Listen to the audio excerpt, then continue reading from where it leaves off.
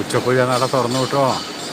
ഇന്ന് പൊന്നുണ്ണിക്കണ്ണനകത്ത് ഗജേന്ദ്രമോക്ഷം ആണ് ഇന്നത്തെ കളഭാലങ്കാരം.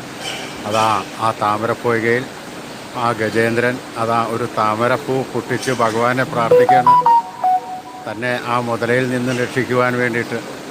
അതാ നമ്മുടെ പൊന്നുണ്ണിക്കണ്ണൻ ഗരുഡൻ്റെ പുറത്ത് 4 കൈകളോടുകൂടി അതാ പറന്ന് പറന്ന് വരുന്നു. ഇതാണ് ഇന്നത്തെ കളഭാലങ്കാരം ചാർത്തിയിരിക്കുന്നത്. ആ പൊന്നുണ്ണിക്കണ്ണൻ്റെ തിലകങ്ങളെല്ലാം നല്ല ശോഭയോടുകൂടി തിളങ്ങുന്നുണ്ട്. പൊന്നിൻ കിരീടത്തിന്മേൽ തിരുമുടിമാലയും വനമാലയും ചാർത്തിയിട്ടുണ്ട്. അതെല്ലാം നല്ല പോലെ ഭംഗിയോടുകൂടി അലങ്കരിച്ചിരിക്കുന്നു. ആ ഗജേന്ദ്രന് ആനയെ എത്ര ഭംഗിയായിട്ടാണ് കളഭം കൊണ്ട് ചാർത്തിയിരിക്കുന്നത്. ആ ആനയുടെ കയ്യിൽ അതാ ഒരു താമരപ്പൂവുമുണ്ട്. ആ കണ്ണൻ ആ ഗജേന്ദ്രനെ രക്ഷിക്കാനായി ഗരുഡൻ്റെ പുറത്ത് പറന്നു വരികയാണ്. ആ രൂപം